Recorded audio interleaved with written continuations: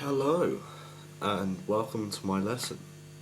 Today's lesson is going to be about songwriting techniques. Me showing you how to get better at writing songs, essentially. This specific lesson is about writing out keys. So writing out the key that you have chosen to write in, basically. I know that sounds pretty simple, but one day I was talking to one of my friends at college, and we were just talking about how we write songs. This was quite a while ago, and I learnt this from my guitar teacher, sort of like when I first kind of started writing music, after like 2 years or so of like playing guitar. And I said to her, I take the key that I want to write in, and then I sort of just write the whole thing out, so like I write the neck out on a piece of paper, and I write all the notes that I can play, like on all the frets.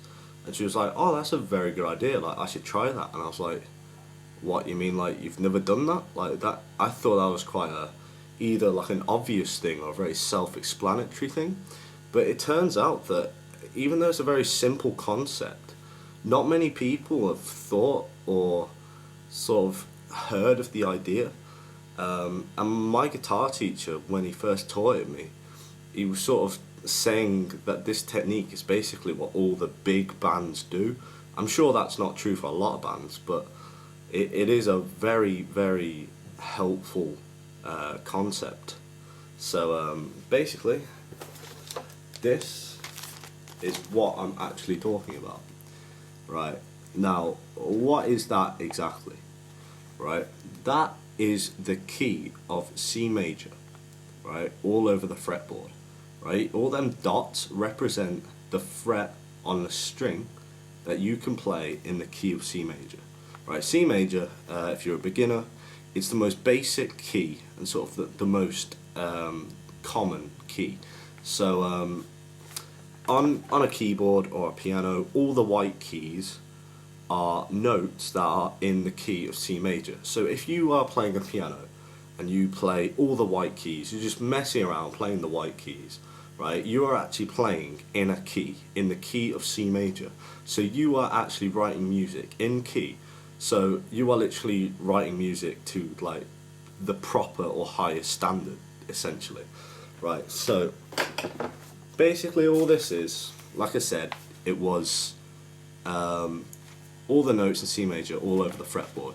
So there you go, C major. So when you do this, right, write the name of the key on the page somewhere, right, so you know what key this is. I mean, I've wrote out things like these, then I come back to like this notepad like a year later, and I'm like, what are these keys that I've written out? Like, I have no idea.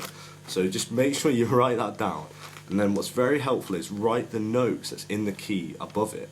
So there you go, C, D, E, F, G, A, B, right? Then what you do is you draw out your 6 strings, sort of like if you're reading a tab. And then here, this would basically be like the nut on your guitar, this line, and then like there's your 1st fret, your 2nd fret, your 3rd fret, right? And then you write the string like notes out here, right? So there you go, so that's literally what the strings are. And if you're in a different tuning, you just write whatever. So say you're in I don't know, drop D, you'll change that E to a D, right? And then what you'll do is, once you have the key written out, so here I'll just use the example that I've got here, right? So here on the low E, you can play the E open because there's an E in the key, right? And then what's after E? F, right? So we have an F here, and the 1st fret is the F. So you have your E and then your F. So you put a little dot saying that you can play that. Above the F, next fret up, you have an F sharp, right? You see there's no dot there. It's just a plain square. So that means you can't play the low E, the low E string, sorry, like the F sharp on that string, right? And then if you go up a note again, you get to a G. Oh look, we have a G right here, right? So you put in that dot, and then you keep going up and filling in. You just go up fret by fret. So you go up chromatically, so E, F, F sharp, G, G sharp, A. We have an A, you put in the A sharp, we haven't got an A sharp. We have a B, so you put in the B. We have a C, so we put in the C. C sharp, D, we have a D, put in the D. D sharp, ain't got a D sharp.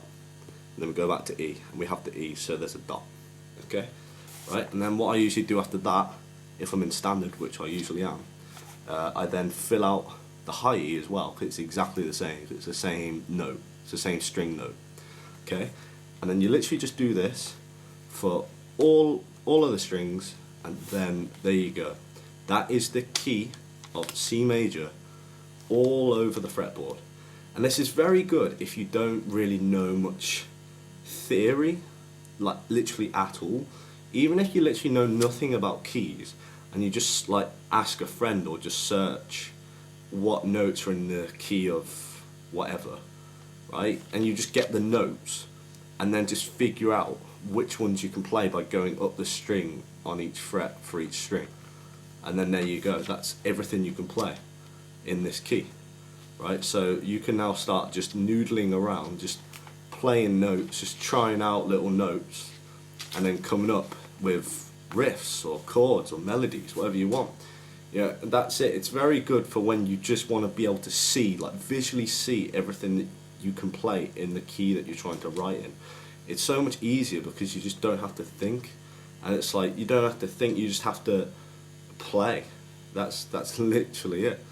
So what I'm going to show you is, if you're a chord person, if you like playing a lot of chords, right, this is a very good technique to do, right? What I'd say is, whenever you write out one of these, write it out in pen, and then grab a pencil and basically do what I'm just about to show you. Right. You see there, in pencil, I've just drawn a few lines. So it's kind of like connect the dot kind of thing. Like you just pick some dots and you connect them up. Right, so these dots, if you played them dots together, that'll be a chord. Then that's another chord, and then that's a chord, and that's a chord. I just picked those notes at random, right? So let me play you those chords, right?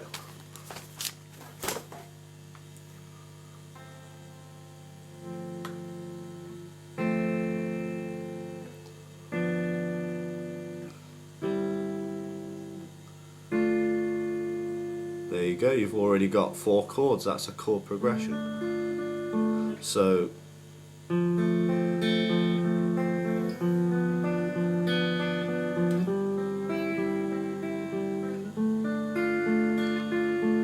and then you can also, whilst you're playing the chords, you can look at all the other notes and just sort of mess around, vary it.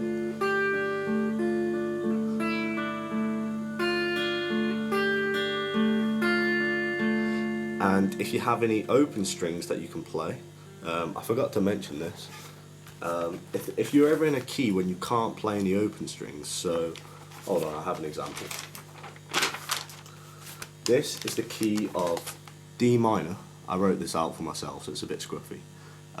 This B here, you might notice there's a little cross by it, and that means that you can't play that open string, because that B isn't in the key. So if you look there, there'll be no B note, right? So that's why there is a little cross by it. So that's what, so say I know in A major there's no G, so you can't play the open G. So what you would do is just put like a little cross next to the G in between like the nut of the first fret, or you can just cross it out, like scribble it out so you can see that you can't play it.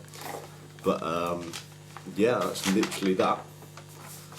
Because obviously if you're in a key and you can't play the open string, then it's not in that key. So what I was saying was, with these chords,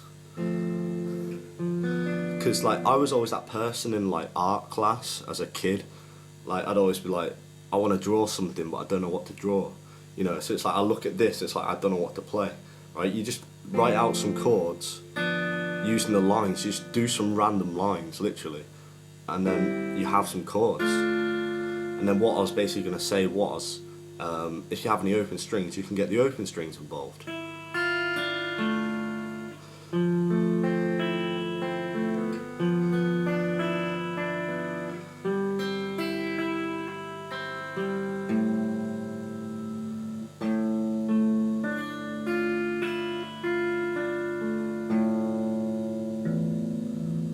You can do anything because you're always playing in the same key.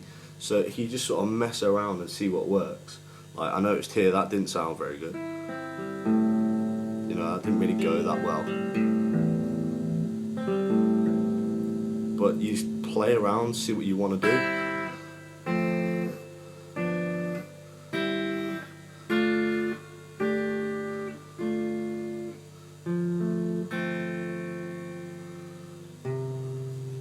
And that's it. And also one more thing,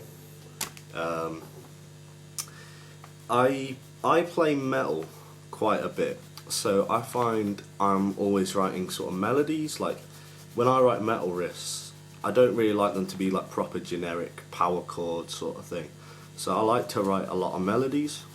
So if you're ever trying to write a melody and not a chord progression, for example, again, you get the pencil and you just draw, you just connect the dots, find somewhere that you want to go,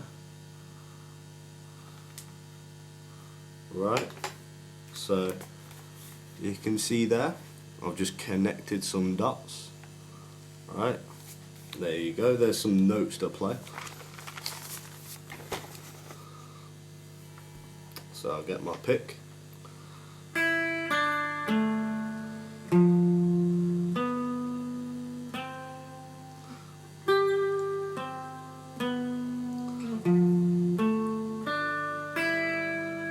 So that was just those notes, go forwards and backwards. And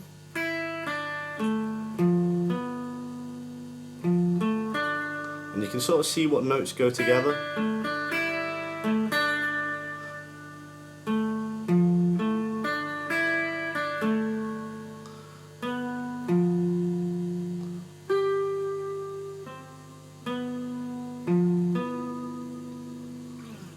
You know, whatever. You just need to try it out. You know, just keep going until you find, like, you'll draw out a little melody, and then you'll find, oh, I really like the first part of that. Maybe if I just you rub out like the second bit, you know, whatever notes that you don't like. So say you like the first 3 notes of the melody, you then like rub out the rest, and then you move the line, you draw the line to some other notes instead. And there you go, you have something different. And then once you have like a couple of notes, you can just sort of have a look and just start looking at it yourself.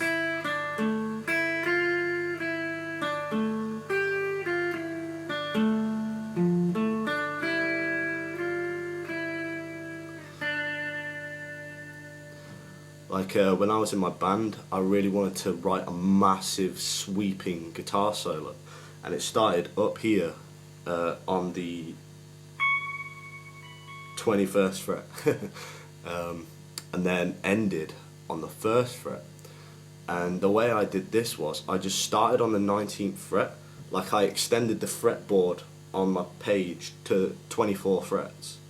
And that's actually another thing I forgot to say. If you want to sort of go past 12 frets, just draw another 12 frets after the 12th fret, and then copy the first fretboard, if you know what I mean, because it's just the same but just up an octave. And literally I just started on the 19th fret on the high and just started connecting notes going all the way up and down the strings all over the fretboard, and I ended up on the high E on the 1st fret. And it was just this massive sweep. I've played it live in front of people, I've played it obviously in band practice and all that, and all my bandmates loved it. I've had people coming up to me saying, wow, it's a wicked solo that. I mean, like, I wish I could play that. You know, I even had a friend who was like, I used to always look up to him, and you know, he used to, well, he still is, he's an amazing guitar player, but he watched my band play, and he seen me do that solo, and after the set he was just like, no, you are better than me now. And I wrote that solo just connecting these dots on this fretboard on this page, and that's how I came up with this solo. There was no thought involved at all. And I also like to write classical guitar a lot, and what I like to do is just set my notepad down, sort of like on my bed, and then I sort of like lay in bed with the pillows behind me and my guitar on me, and then I'm just chilling, full on chilling out, and I've just got my notepad in front of me, and then I can just sit back, you know, relax and see like what notes I can play, just noodling around, seeing what works, you know.